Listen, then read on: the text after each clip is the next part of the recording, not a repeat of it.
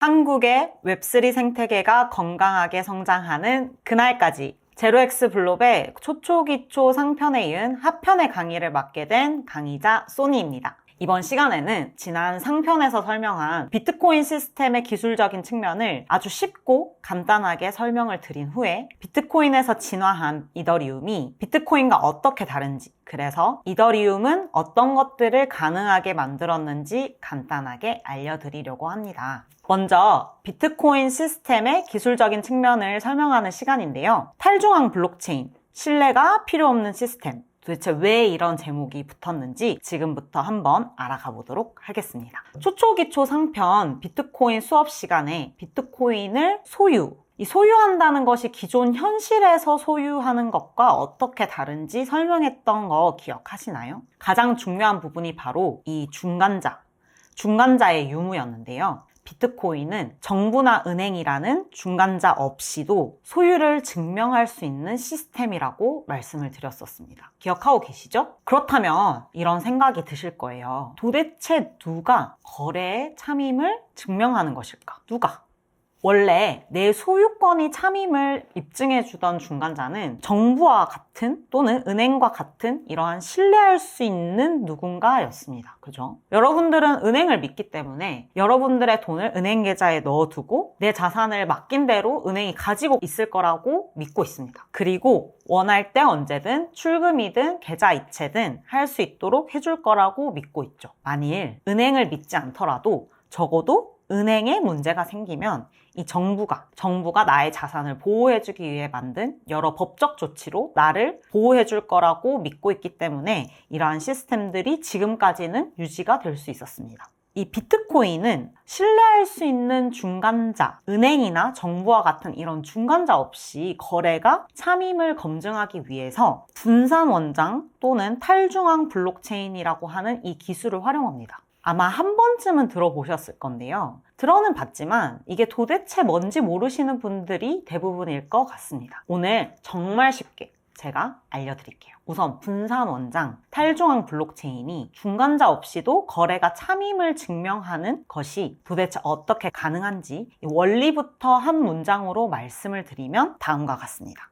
분산 원장 또는 탈중앙 블록체인은 많은 사람들이 분산해서 가지고 있는 이 정보를 어떻게 대조해서 사실을 확인하는 방식입니다. 여러분, 잘 생각해 보세요. 그냥 존재하는 특정 정보들을 모두 대조해서 알아내는 방식이라면 이 정보와 정보들을 전부 다 맞는지 아닌지 이렇게 대조를 해서 알아내는 방식이라면 정보를 주는 누군가에 대한 신뢰 자체가 필요하지 않겠죠.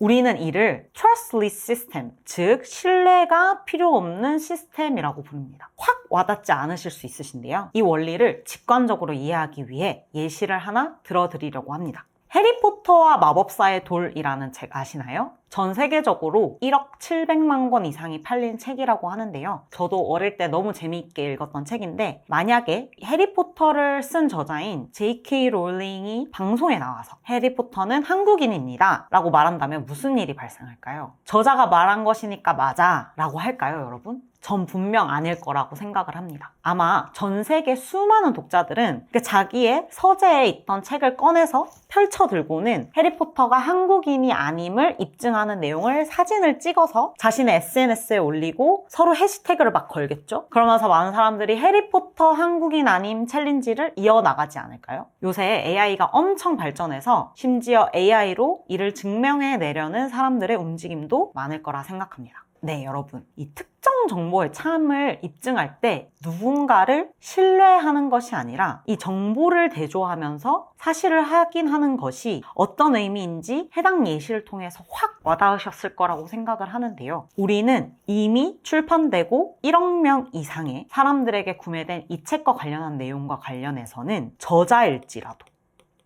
정보 대조 앞에서는 힘을 쓰지 못하는 것을 알 수 있습니다. 이것이 바로 분산 원장을 활용한 이 trustless system, 신뢰가 필요 없는 시스템의 원리입니다. 정보를 대조해서 사실을 입증한다는 이러한 원리를 이해한 상태에서 탈중앙 블록체인의 기술적인 설명을 조금만 더 깊게 들어가 볼게요. 먼저 이 블록체인이 무엇인지부터 조금 더 알아볼까요? 블록체인은 데이터를 블록 단위로 저장하고 이를 순서대로 연결시키는 시스템 전체를 의미합니다. 블록이 순서대로 쭉 이렇게 1번, 2번, 3번 이렇게 쭉쭉쭉쭉쭉 번호를 붙여서 나아가고 있는 그림을 상상해 보세요. 그래서 블록체인이라고 부른다고 하니까 참 이름이 직관적이죠? 이때 이 순서대로 연결은 아주 중요합니다. 순서대로 연결한다는 것이 블록에 저장된 데이터들을 변형시키는 것을 막아주는 아주 큰 역할을 하기 때문인데요. 각 블록체인은 이전까지의 모든 정보를 담고 있는 어떤 암호를 가지고 있습니다. 예를 들어서 이 7번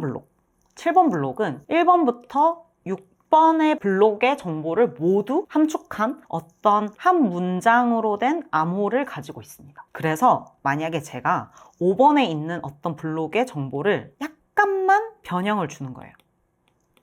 그러면 7번에 있는 이 암호가 뭐 A, B, C, 2, 3, 1 뭐 이렇게 하는 암호로 이 모든 거를 정보를 함축하고 있으면 이 정보가 변하면 갑자기 얘가 2, 1, 5, B, C, D 이런 식으로 암호가 바뀌어 버립니다. 그래서 1번부터 6번까지의 블록 정보 중에 어떤 것이 훼손이 되었구나 라고 하는 어떤 신호로 받아들일 수 있습니다. 그리고 이 7번이 바뀌면 뒤에 8, 9, 10, 11번의 블록이 있었다고 상상을 해볼게요. 그러면은 8, 9, 10 등 7번 이후에 있는 블록의 정보에도 영향을 준다는 거 혹시 이해하셨나요? 그래서 사람들이 몇 번 블록에서 변형이 일어났는지 알게 됩니다. 즉 데이터에 어떤 변화가 있는 걸 아주 빠르게 알아차리게끔 하기 위해서 이렇게 블록 형태의 데이터를 순서대로 추가만 가능하게끔 하고 편집이나 삭제 기능은 없게끔 설계가 되어 있습니다. 재밌죠? 비트코인은 그럼 이러한 블록체인 DB 저장을 활용해서 어떤 데이터들을 블록에 담고 있을까요? 비트코인은 뭐였죠? 사람들이 돈을